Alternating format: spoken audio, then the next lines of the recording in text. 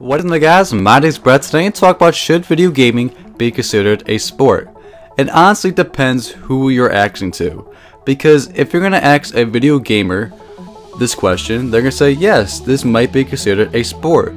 But if you ask an adult who doesn't really play any video games, they'd be like, esports a sports? You gotta be kidding me, right?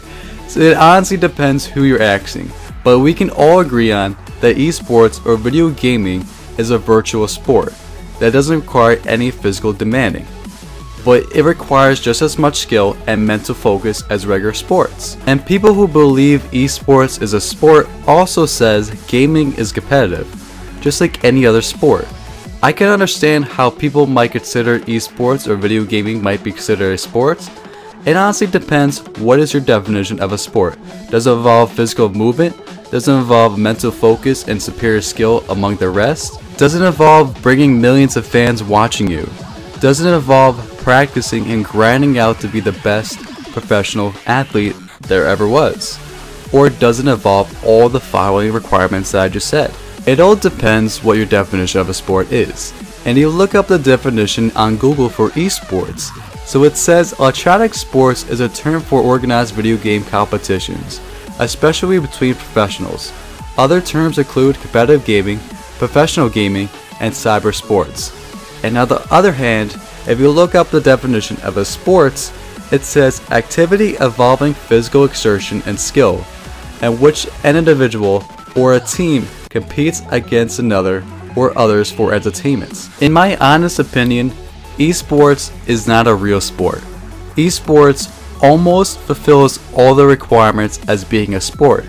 In my opinion, it's a subcategory of a sport, meaning it almost fulfills all the requirements as being a sport, but doesn't meet the needs of physical activity.